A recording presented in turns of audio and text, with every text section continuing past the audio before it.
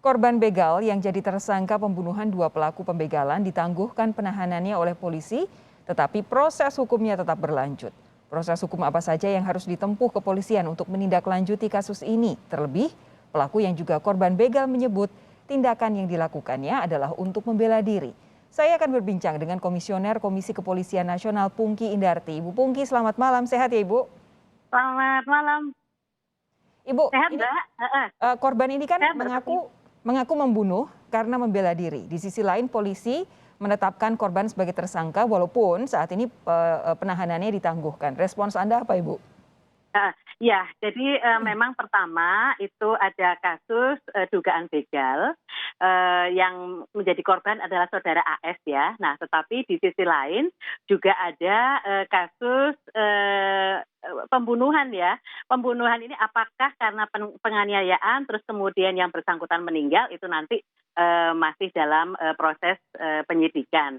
Nah, kemudian di sini tadi terkait dengan pembegalan, terus kemudian ada korban, tetapi korbannya malah yang membegal itu gitu ya. Nah ini perlu dilihat apakah tindakan yang dilakukan oleh saudara AS, apakah ini tindakan yang merupakan tindakan overma, apakah tindakan yang merupakan notwear atau notwear excess. Nah, oleh karena itu untuk bisa menjadikan terang peristiwa ini, maka kepolisian, penyidik di sini mesti harus mengumpulkan bukti-bukti yang ada di lapangan. Jadi semua bukti-bukti dikumpulkan, termasuk kemudian meminta keterangan dari saksi-saksi dan juga keterangan dari tersangka dan meminta keterangan dari ahli, pendapat dari ahli ya. Seperti itu, dan ini dibawa ke persidangan karena yang bisa memutuskan apakah ini notwear ataukah notwear excess, apakah overma itu adalah hakim. Oke, jadi Bu Pungki hendak bilang bahwa sebenarnya status tersangka itu dalam kondisi ini memang bisa ditetapkan, tetapi nanti apakah kasus tersangka ini di-drop atau dilanjutkan itu nanti melalui pengadilan begitu ya? Iya, betul. Tapi bagaimana dengan penahanannya Ibu? Ya, kalau yang penahanannya itu saya kira juga sebaiknya tidak usah dilakukan penahanan, dan oleh karena itu ketika kemudian dilepaskan dengan adanya jaminan bahwa yang bersangkutan tidak akan mempersulit persidangan, maka itu sudah proses yang cukup baik. Oke. Jadi saya ingin menggarisbawahi lagi bahwa menurut Ibu Pungki sebenarnya kalau memang sampai ada orang yang kehilangan nyawa adalah wajar apabila ada yang ditetapkan sebagai tersangka, tapi memang harus dibuktikan di pengadilan. Kalau memang itu dalam posisi pembelaan diri, langsung otomatis status tersangkanya dibatalkan, begitu kan ya? Nanti kalau di pengadilan oleh hakim, Mbak, yang memutuskan. Ya. Oke, tapi begini, Bu Pungki tadi sudah cukup komprehensif menjelaskan. Saya mau mengurai satu persatu. Sebenarnya dalam kondisi seperti apa saja korban pembegalan, misalnya seperti yang ada di Lombok ini, atau dulu beberapa waktu yang lalu ada juga yang waktu sempat Pak Mahfud MD turun tangan sendiri, itu bila mana, dalam kondisi apa seorang korban bisa dijerat dengan delik pembunuhan lalu ditetapkan sebagai tersangka? Dalam kondisi misalnya pembelaannya tadi itu melewati batas. Jadi sepertinya begini ya, dia diancam dengan hanya dengan kata-kata ya, diancam, kamu nanti akan saya bunuh. Tetapi kemudian refleks yang dilakukan, yang si korban ini sudah langsung menyabetkan pedang misalnya, karena dia membawa pedang. Nah ini adalah hal yang bisa disimpulkan yang bersangkutan ini mempunyai niat untuk melakukan pembunuhan, tetapi ini melebihi batas gitu, karena tadi diancamnya kan hanya dengan kata-kata seperti itu. Tetapi sebetulnya Mbak Sofi, saya ingin menyampaikan di sini kejahatan begal ini kan umum ya di mana-mana ya. Nah sebetulnya yang harus menjadi perhatian adalah aparat kepolisian bagaimana caranya mencegah kejahatan sehingga tidak terjadi begal. Saya rasa ini yang juga harus menjadi perhatian penting. betul. Karena dengan demikian maka masyarakat tidak harus bertarung melawan begal itu Ya, gitu. ya. Ketika kemudian bertarung melawan begal, yang bersangkutan malah nantinya akan menjadi pelaku gitu. Baik, Jadi korban pilihannya malah adalah jadi jadi korban pelaku atau jadi seperti itu. pelaku gitu ya. Bu, Iya, Bu begitu. Pungki, tapi begini, kembali lagi ke poin awal Anda tadi tentang pembelaan yang berlebihan. Kalau dalam kondisi ini tadi tersangka yang juga adalah korban pembegalan itu sempat memberikan keterangan kesaksian bahwa sebenarnya ia sudah sempat 2 kali disabet, walaupun saya tidak begitu paham apakah sabetan itu mengenai badannya atau Mengenai tidak. atau tidak. Tapi Betul. yang jelas sudah ada 2 kali upaya sabetan. Nah, kalau seperti itu gimana Ibu Pungki? Nah, kalau seperti itu, ini kan subsidiaritas ya, bagaimana caranya yang bersangkutan bisa menghindari. Nah, oleh karena itu misalnya jika ini dimungkinkan, si korban AS tadi bisa memacu sepeda motornya, tancap gas dan lari. Mungkin itu bisa menjadi cara. Tetapi kemudian kalau ini tidak berhasil, ini harus dihadapi. Tetapi dihadapinya dengan proporsional, seperti itu Mbak. Artinya ketika misalnya si pelaku itu sudah ditangkis dan kemudian juga sudah dikatakan dia bawa senjata dan atau ditabrakkan begitu ya, saya nggak ngomong bawa senjata nanti dianggap loh senjatanya udah dipersiapkan, nanti akan ada pertanyaan seperti itu. Artinya si pelaku misalnya udah ditabrak oleh si korban, terus kemudian ternyata korbannya udah menyerah nih, udah jatuh nih. Nah, maka si korban itu mesti harus lari tancap gas.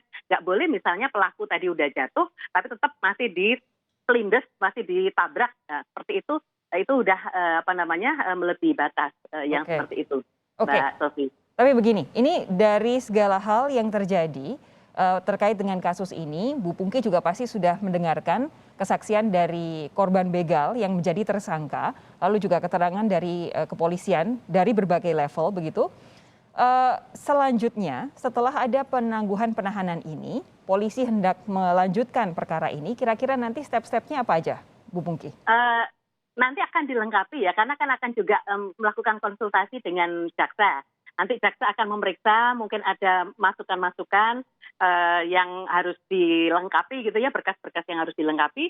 Kalau berkasnya udah cukup, dinilai cukup, maka perkara bisa langsung dinaikkan ke kejaksaan untuk tahap P21, dan setelah P21 nanti akan dinaikkan ke pengadilan untuk bisa disidangkan seperti itu. Bu Pungki, kalau kemudian kasusnya diambil alih oleh Polda NTB, itu adakah itu bisa dibilang sebagai bentuk indikasi bahwa ada proses yang tidak berjalan sebagaimana mestinya di kepolisian di bawahnya?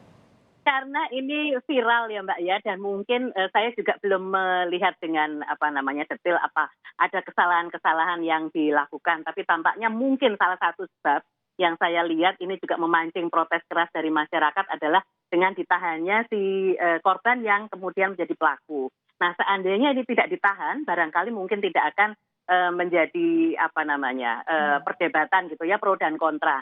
Nah, saya berharap dengan diambil alih oleh Polda Nusa Tenggara Barat, maka penyidikan menjadi lebih komprehensif.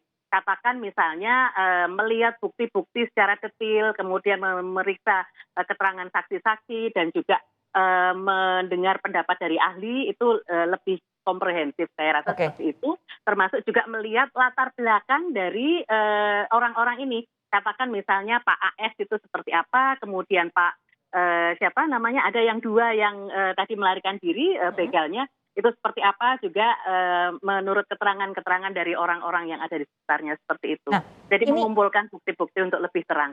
Baik, nah ini kan tidak bisa dibilang sebagai kasus yang pertama seorang korban pembegalan menjadi tersangka, apapun latar belakangnya.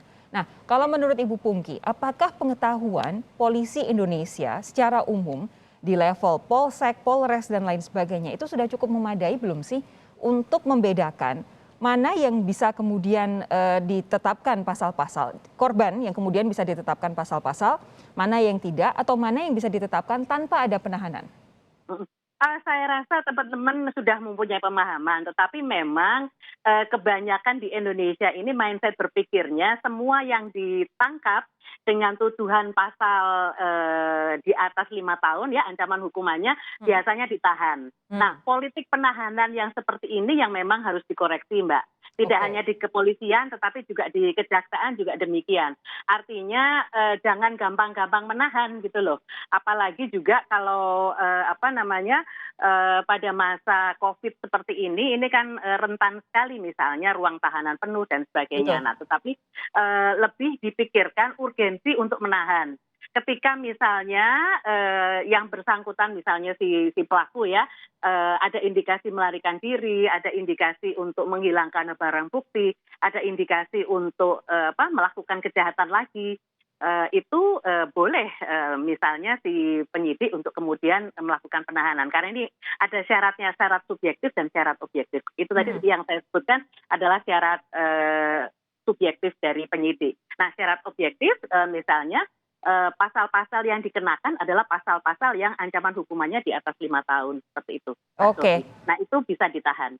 Oke, yang penting, memang betul-betul dipastikan, bagaimana, kasusnya sehingga polisi bisa secara bijaksana mengambil langkah. Ini semoga Ya, jadi evaluasi untuk kepolisian di level manapun di Indonesia.